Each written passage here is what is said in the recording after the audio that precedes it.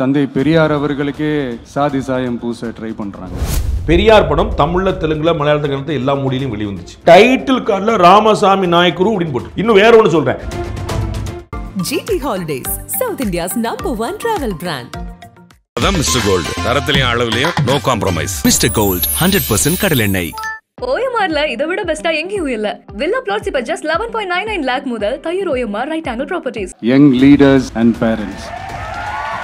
எதிர்கால வாக்காளர்களை உஷார் பண்றதுக்கு ஒரு விஷயம், நல்ல விஷயம் பண்றாரு. அது மகிழ்ச்சி. என்னுடைய மந்திரி இப்பதான் 8ஆம் கிளாஸ் படிச்சிட்டு இருக்காங்க. துணூண்டு பையன் தான் நாளைக்கு வந்து நான் ஆட்சி அமைக்கும் போது மந்திரியா வருவோம் அப்படிங்கிறது. எப்படி இந்த போதை பொருட்களை எப்படி நம்ம அறவே ஒதுக்கி வைக்கிறோமோ அதே மாதிரி இந்த சாதி மதத்தையும் தூரமா ஒதுக்கி வச்சிருங்க. அதுதான் எல்லாருக்குமே நல்லது. சாதி சாயம் பூச பாக்குறாங்க அப்படின்னு இவர் வந்து ஜோசப் விஜய்னு சொன்னாரு. மாணவர்கள் வந்து ஜாதிக்கு வந்து விஜய்ங்கிறது அவருடைய பெயர், அதனால சொன்னாங்க. மதத்தை அடையாளப்படுத்தல யாருன்னு கேட்கிறேன். நான் உங்களை சீண்டுவேங்க. நீங்க நல்லவங்க இது வரைக்கும் ஊழலே செய்யாதவங்க யாருன்னு பார்த்து தேர்ந்தெடுக்க சொல்லுங்க. முதல்ல 2-3 நாள் பார்த்தீங்கன்னா திரு விஜய் அவர்கள் தன்னுடைய கொள்கை பிரகடனத்தெல்லாம் சொன்னபோது திரு சீமான் அவர்கள் கடும் கோபத்தில் கொந்தளிச்சார். இப்போ வந்து இன்னைக்கு அந்த பெரியார் விஷயத்துக்கு ரிப்ளை பண்ணும்போது தம்பிக்கு அதெல்லாம் தெரியல அப்படின்னு ஒரு சாஃப்டாக தான் போய் நிற்கிறார். அதனால நான் அறிந்த வகையில் என்னுடைய கணக்கு சரியா இருக்குமானால் அவர் வந்து விஜயும் சீமானும் சேருவதற்கான வாய்ப்பு இருக்கு. கூட்டணியா போனா அவருக்கு தான் பெரும் லாபம். 40 சீட் வாங்கினாலும் 35 ML அடிப்பார். விஜயகாந்த் தொட முடியாத உயரத்தை, பிற தலைவர்கள் தொட முடியாத உயரத்தை முதல் தேர்தலில் தொடர்வார். இப்போ அடுத்ததாக இன்னைக்கு திருப்பியும் வந்து ஒரு கல்வி திருவிழா. இன்னைக்கு வந்து தமிழக வெற்றி கழகத்தில் விஜய் வந்து மேலே பேசுனதை பார்க்க முடிஞ்சிச்சு. அதில் நீங்கள் பார்க்குற முக்கியமான விஷயமா என்ன நினைக்கிறீங்க அவரோட ஸ்பீச்சில்? இன்னைக்கு எதுவுமே முக்கியமாக இல்லை, சாதாரணமாக பேசிட்டு போனார். நீங்கள் ஏதாவது முக்கியத்துவம் கொடுத்துக்கிட்டீங்கன்னா நம்ம வந்து பதில் தெரியல. அது வந்து ஒரு எதிர்கால வாக்காளர்களை உஷார் பண்ணுறதுக்கு ஒரு விஷயம், நல்ல விஷயம் பண்ணுறாரு. அது மகிழ்ச்சிக்குரிய விஷயம். அது எப்பயுமே உலகத்தில் எல்லாருமே நம்ம வந்து மாவட்ட வாரியாக பார்த்துருப்போம், பள்ளிக்கூட வாரியாக பார்த்துருப்போம். இவர் தான் தொகுதி வாரியாக முதலே போனார். அப்போ அதுக்கு அரசியல் கணக்கு இருக்குங்க. 234 தொகுதியில் இந்த தொகுதியில் நம்பர் 1 யாருன்னு எப்படி கண்டுபிடிப்பாங்கன்னு தெரியல. அப்படி ஒரு கணக்கு போட்டு கண்டுபிடிச்சாங்க. யாரும் ஆட்சேபனை பண்ணிக்கல, அதனால் போயிட்டு வச்சுங்க. ஸோ ஒரு அரசியல் கணக்கோட எதிர்கால வாக்காளர் சீமான் ஒரு ஜோக் சொன்னார் என்கிட்ட. நான் வந்து போயிட்டு எடுக்கும்போது தந்திடிவில் என்னுடைய மந்திரி இப்போ தான் 8ஆம் கிளாஸ் படிச்சுட்டு இருக்காரு. அத்துணூண்டு பையன் தான் நாளைக்கு வந்து நான் ஆட்சி அமைக்கும் போது மந்திரியாக வருவோம் அப்படிங்கிறது. ஸோ அந்த மாதிரி வந்து இப்போ ஒரு +2 படிக்கிற பையனை வந்து ஒரு கணக்கோடு வந்து பிளான் பண்ணி போகிறார். அது ஒரு வெரி குட் விஷயம் வச்சுக்கோங்க. மற்றபடி ஒரு சிக்னிஃபிகண்ட்டாக ஏதாவது பேசினாரா அப்படின்னா வந்து பெரிய புரட்சி சண்டை இருப்பான்னு பிஜேபியை லைட்டாக விமர்சனம் பண்ணார். காசு பற்றி சொன்னார். அதெல்லாம் வழக்கமாக சொல்கிறது நான் நினைக்கிறேன். ஆக்சுவலி கூட்டணி குறித்து நம்ம இங்கே விவாதிச்சுட்டே இருக்கோம். எல்லாமே வந்துட்டு எல்லா தளத்துலையும் வந்துட்டு விஜய் உள்ளே போவாரா மாட்டாராங்கிற விவாதம் போயிட்டு இருக்க தருணத்தில் விஜய் அவர்களே இன்னைக்கு வந்து ஒன்றிய அரசு இது பெரியாருக்கே வந்துட்டு டே ஒன்லேருந்து சொல்கிறார். இன்னைக்கும் அதே விமர்சனத்தை 2021 மே மாசத்துக்கு முன்னாடி என்னைக்காவது ஒன்றியங்கிற வார்த்தையை அவர் பயன்படுத்தினாரான்னு சொல்லணும். இன்னைக்கு பயன்படுத்துகிற எல்லாருமே அந்த கேள்விக்கு பதில் சொல்லணும். ஒன்றியங்கிற வார்த்தை எப்போ உருவானது? அப்போ திமுக பண்ணிருச்சு படபடன்னு இன்னைக்கு இருக்கக்கூடிய மீடியாக்கள்லேருந்து எல்லாரும் நமக்கு எதுக்குடா பம்புன்னு சொல்லிட்டு எல்லாரும் கிளம்பி இந்த ஒன்றியனே நீங்கள் சொல்லுங்கள், என்னையிலும் சொல்லிட்டு இருக்கீங்கன்னு சொல்லுங்கள். அப்போ திமுக அரசு கொண்டு வந்தாலும் சொல்ல ஆரம்பிச்சோன்னா அப்போ நீங்கள் வந்து நீங்கள் பக்க சார்புடையன்னு வச்சுக்கோங்க. அப்போ திமுகவை ஒழிப்பேன்னு சொல்லிட்டு கிளம்பின ஒருத்தர் நான் ஒன்றியம்னா என்ன அர்த்தம் இல்லைங்க. அவங்களுக்கு நீங்கள் மத்தியம் சொன்னால் என்ன தப்பாயிருது? விஜய் தமிழ் பேரா? விஜய் தமிழ் பேரா? அப்போ நீங்கள் வந்து ஒரு வடமொழி சொல்ல வச்சிருக்கீங்களே, அப்புறம் வெற்றி கழகம் ஏன் வச்சிங்க? விஜய் கழகம் வச்சிருக்க வேண்டியதானே? விஜய்க்கு தமிழ் படுத்தி தானே வெற்றின்னு வச்சிருக்கீங்க. அப்போ விஜய் தமிழ் கிடையாதுல்ல. விஜயின் பேரை மாற்றிக்கலாம்ல. இப்போ 100 பேர் பேரை மாற்றினாங்களே, நீங்கள் பேரை மாற்றினீங்களா? எல்லாம் தமிழுக்கு ஆதரவாக மாற்றி வச்சிருக்காங்கல்ல, இப்போ நீங்கள் பேரை மாற்றிருக்கீங்களா? அப்புறம் என்ன இருக்குது உங்களுக்கு? அப்போ நீங்கள் வந்து திமுக செய்கிறதான் நான் செய்வேன்னு சொல்லிட்டு திமுக எதிர்ப்பேன்னு யார் நம்புவா? பெரியாருக்கு வந்து நீங்கள் சொன்னீங்க பெரியாருக்கு வந்து ஜாதி சாயம் பூச பார்த்தாங்க. பெரியார் படம் தமிழில், தெலுங்குல, மலையாளத்தில் எல்லா மொழியிலும் வெளிவந்துச்சு டப்பிங்கில். தெலுங்கில் அந்த படம் என்னவா வந்துச்சுன்னு அவங்க கேட்கணும். திரு விஜய் அவர்கள் பார்க்கணும். திரு சீமான் எக்ஸ்போஸ் பண்ணியிருக்காரு. இதை நாங்கள் முன்னாடியே பண்ணியிருக்கோம். டைட்டில் கார்டில் படம் வந்து பின்னாடி சொல்லு, டைட்டில் கார்டில் ராமசாமி நாயக்கரு அப்படின்னு போட்டிருக்கு. டைட்டில் கார்டு இங்கே கொடுக்கும்போது நீங்கள் பெரியார்னு கொடுத்தவங்க ஒரே படத்துக்கு, அங்கே கொடுக்கும்போது நீங்கள் கொடுக்கும்போது நாயக்கர்னு கொடுக்குறீங்களா? என்ன கணக்கு? திரைப்பட அந்த தயாரிப்பாளர்களே, இயக்குனரே அவங்களே கொடுத்தாங்க. அது உங்களுக்கு எப்படி போட்டுறது? அவங்க என்ன கலர் கொடுக்குறாங்க? இப்போ பிஜேபி வந்து ஒரு ஆக்சுவலாக பிஜேபி காம்ப்ளிமெண்ட் பண்ணுச்சு. ஆக்சுவலாக நீங்கள் பிஜேபி அந்த கேள்வி ஏன் கேட்டுச்சுன்னு கேட்கணும். உங்களுக்குள்ள சமூக புரட்சியை வித்திட்டவர் யார் அப்படிங்கிற கேள்வியில் அம்பேத்கரா இவரா வர 4-5 பேரை கொடுக்குது தென் மாநிலங்களில். இது ஆக்சுவலி காம்ப்ளிமெண்டிங் த பெரியார். அதுவே எதுக்குன்னு பிஜேபி கேட்டுக்கணும். ஆக்சுவலாக கேட்குறதா பொலிட்டிக்கலாக கேட்குறதா? நீங்கள் எங்கள் பிஜேபி உங்கள் யூபிஎஸ்சிக்குள்ளே நீங்கள் யாராவது ஆள் வச்சிருக்கீங்களா? நீங்கள் பெரியார் ஆள் ஏதாவது வச்சிருக்கீங்களா? அங்கே கேட்கணும். அவர் வந்து பார்த்தீங்கன்னா ஜாதி சாயம் பூச பார்க்குறாங்க அப்படின்னார். இவர் வந்து ஜோசப் விஜய்ன்னு சொன்னாரே, அவரை ஜாதி மதங்களுக்கு அப்பாற்பட்டிருக்கணும்னு இன்னைக்கு பேசினாரா இல்லையா?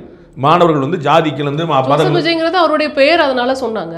மதத்தை அடையாளப்படுத்தலையான்னு கேட்கிறேன். இல்ல ஜோசப்ங்கிறது அந்த தப்பு மதத்தோட கிடையாது. பெயர்.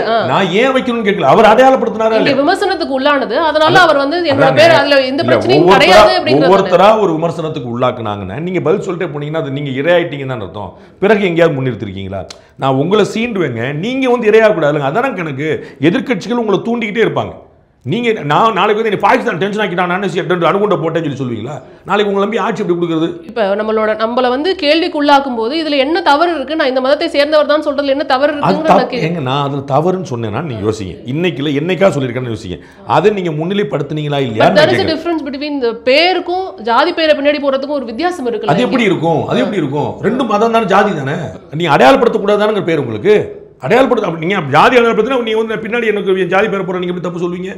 நீங்க உங்க மத பேரை நீங்க முன்னாடி கொண்டு வந்துக்கிறீங்க. அதை நீங்க சொன்னா இதை எப்படி தப்பாகும்? ரெண்டும் தப்பா இருக்கணும். ஜாதி மதம் ரெண்டையும் பேசான்னு சொன்னார். இன்னைக்கு சேர்த்து சொன்னார், தனியா சொன்னார். இப்போ அப்படின்னா ஜாதி மதத்துக்கும் வெளியில இருந்து வெளிவாங்க. இல்ல அப்படி இங்க இருக்கிற இந்தியன்ஸ் எல்லாமே ஒவ்வொருத்தரும் வந்து ஒரே மாதிரியான பேர்களை தான் வைத்துக் கொள்ள முடியும் அப்படிங்கிற மாதிரி பார்க்க. அப்படி நான் சொன்ன அந்த கட்சி நான் கிடையாது, உங்களுக்கு தெரிஞ்சிருக்கும். நான் வந்து பல சந்தர்ப்பங்கள்ல ஜாதிகளை ஒழிக்க முடியாது, அது கன்ஸ்ட்ரக்டிவ் ஃபோர்ஸா டிஸ்ட்ரக்டிவ் ஃபோர்ஸா தான் பார்க்கணும்னு நான் சொல்லியிருக்கேன். உங்களுக்கு புரியுங்களா? நான் ஒரு நாள் வந்து ஜாதி ஆமான்னு தூக்கி பிடிக்கல, அதை ஒழிக்க முடியாதுன்னு சொல்லியிருக்கேன். அதுதான் இன்னைக்கு வரைக்கும் நிற்குது.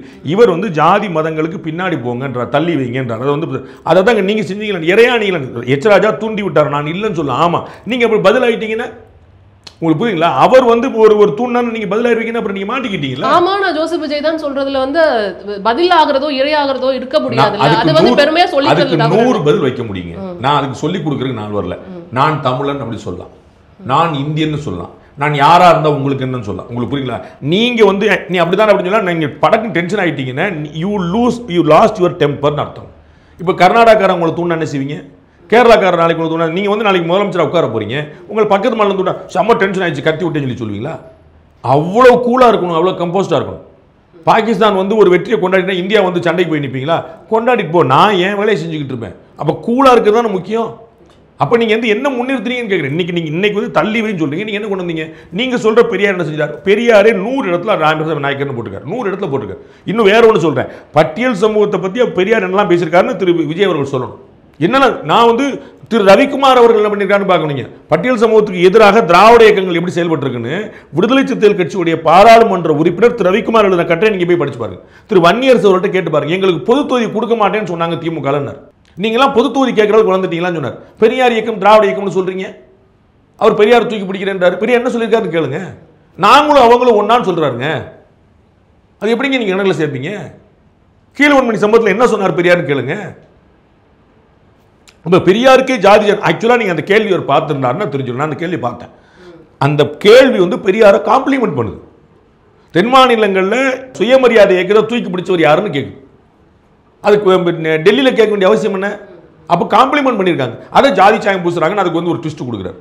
அப்போ மற்றவங்கள நான் அந்த சினிமா படத்தோட டைட்டிலே வந்து அவங்க பேர் கொடுத்தாங்களே, அது என்னைக்கா கேட்டிருக்கிறாரா இப்போ வரைக்கும்? அது நிச்சயமா. ஆனால் இதில் வந்து நம்ம பார்க்குறது என்னன்னா, அப்போ கூட்டணிக்கு இங்கே வாய்ப்பே இல்லை, கதவு வந்துட்டு இவர் வந்து சாத்திட்டாரு அப்படிங்கிற மாதிரி யோசிக்கலாம். விஜய் அவர்கள் வந்து என்டிஏவோட அலையன்ஸ் வைக்க மாட்டாருங்கிற மாதிரியே நம்ம பார்த்துக்கலாமா? நான் ஏற்கனவே மாட்டாருன்னு தான் சொல்லிக்கிட்டு இருக்கிறேன். அழைப்பு அப்படியே தான் இருக்குது. ஆனால் முடிவு வந்து 25 டிசம்பரில் இருக்குன்னு சொல்கிறேன். நான் வரமாட்டாருன்னு நான் தனிப்பட்ட முறையில் கருதுறேன். அவர் விஜய் கூட போகிறது, சீமான் கூட போகிறதுக்கான வாய்ப்பு தான் இருக்குது. இன்றைக்குமே கூட வந்து முதல்ல 2-3 நாள் பார்த்தீங்கன்னா திரு விஜய் அவர்கள் தன்னுடைய கொள்கை பிரகடனத்தெல்லாம் சொன்னபோது திரு சீமான் அவர்கள் கடும் கோபத்தில் கொந்தளிச்சார்.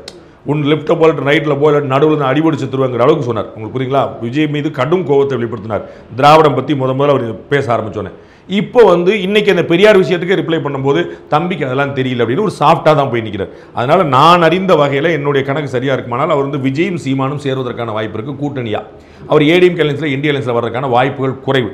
ஆனால் அந்த அழைப்பு அப்படியே இருக்குது. போனால் அவருக்கு தான் பெரும் லாபம். அதெல்லாம் நான் சொல்லல, வெறும் கணக்குகள். போனால் அவருக்கு தான் லாபம். 40 சீட் வாங்கினாலும் 35 எம்எல்ஏ அடிப்பார். விஜயகாந்த் தொட முடியாத உயரத்தை, பிற தலைவர்கள் தொட முடியாத உயரத்தை முதல் தேர்தலே தொடர்வார். அதில் வந்து ஒன்றும் குழப்பம் இல்லை. ஆனால் அந்த போராரா இல்லையா, நான் போக மாட்டாருன்னு நினைக்கிறேன். அழைப்பு அப்படியே இருக்குது. ஆனால் அது வந்து டிசம்பரில் தான் முடிவெடுப்பார். அப்போ இப்போ எடப்பாடி அவர்கள் வந்து மாவட்ட செயலாளர் கூட்டத்தில் சொல்லியிருக்கிறதா ஒரு விஷயம், விஜயை பற்றி வந்து விமர்சனம் பண்ணக்கூடாது அப்படின்ற ஒரு விஷயத்தை கொடுத்துருக்காங்க. எனக்கு தெரியல, அதெல்லாம் நான் இல்லாத பற்றி யூகம் பண்ண முடியாது. ஆனால் எளிமையான பாயிண்ட் என்ன, அவங்க ஏன் விமர்சனம் பண்ணணும்? ஆதவர்ஜுனா அவர்கிட்ட நீங்கள் வந்து ஏங்க ஏடிஎம்கே விமர்சனம் பண்ண மாட்டீங்கன்னு கேட்டாங்க. ரொம்ப எளிமையாக எங்கள் டிஎம்கே கவர்மெண்ட்டில் வச்சுக்கிட்டு நான் ஏங்க ஏடிஎம்கே விமர்சனம் பண்ணேன், இவ்வளோதான். அப்போ விஜய் வந்து அரசியலுக்கு வரவே இல்லை இன்னும், அது ஐ மீன் தேர்தல் அவர் சந்திக்கவே இல்லை. அவர் இது வரைக்கும் ஏடிஎம்கே எதிர்த்து ஒன்றும் சொல்லவே இல்லை.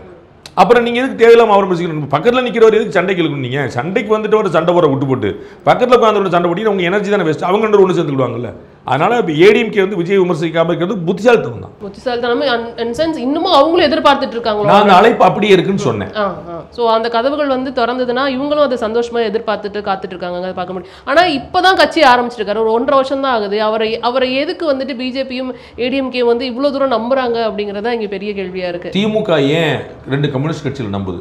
கம்யூனிஸ்ட் கட்சிகளுக்கு ஒரு 40% ஓட்டு இருக்குமா? 30, 20, 10, 5 அத்தனை கட்சி சேர்ந்தே மொத்தம் 5 தான் வாங்கினாங்க 2016. சரிங்களா? தேமுதிக உள்பட 2 கம்யூனிஸ்ட் உள்பட மதிமுக உள்பட விடுதலை சிறுத்தைகள் உள்பட 5 கட்சி சேர்ந்து 5% தான் வாங்கினாங்க. அப்போ அவங்களே பிடிச்சிட்டு இருக்காரு திரு ஸ்டாலின். அப்போ சிறுதுருமும் பல்குத்தவதும் எல்லாருமே ஒன்றிணைஞ்சால் வெற்றி. அப்போ இவர்களுக்கு தேவை உத்தரவாதமான வெற்றி. திரும்ப ஒரு திமுக வந்தால் இவங்களை பல கட்சிகளுக்கு வந்து ஆபத்தான நிலைமை வந்துடும். அதனால எல்லாம் சேர்ந்து ஜெயிப்போன்னு பார்க்குறாங்க, அவ்வளோதான். அதில் கொள்கை என்ன கோட்பாடு நான் 100 முறை சொல்லிட்டேன். காங்கிரஸுக்கு திமுகவுக்கு என்ன கொள்கை உடன்பாடு இருக்குன்னு கேளுங்க. அதில் வந்து ஏதோ கொள்கைக்கு சம்மந்தம் இருக்குதான்னு கேளுங்க. அப்போ கொள்கை கோட்பாடெல்லாம் யாருமே பார்க்கல. அப்போ நீங்கள் ஏன் பார்க்க போறீங்க? சிவசேனா கட்சியோட கூட்டணி இருந்தீங்களா இல்லையா? காங்கிரஸோட கூட்டத்தில் உட்காந்துருக்கீங்களா? அப்புறம் மற்ற நீங்கள் என்ன கொள்கை பேச போறீங்க? அதுபோல திரு விஜய் அவர்களுக்கு வந்து 100 ஓட்டு இருந்தாலும் 1000 ஓட்டு இருந்தாலும் 8% இருந்தாலும் 10% அது ஆடட் வேல்யூ தானே. நிச்சயமா சார். தொடர்ந்து அடுத்தடுத்த கட்டங்கள் எப்படி இருக்குன்னு பார்ப்போம். உங்களோட நேரத்துக்கு ரொம்ப நன்றி sir. Thank you. GT Holidays, South India's #1 travel brand. அதான் மிஸ்டர் கோல்டு, தரத்திலையும் அளவுலையும் நோ காம்ப்ரமைஸ். மிஸ்டர் கோல்டு 100% கடல் எண்ணெய். OMRல இதை விட பெஸ்டா எங்கேயும் இல்ல. வில்லா பிளாட்ஸ் இப்ப just 11.99 lakh முதல் Thaiyur OMR Right Angle properties.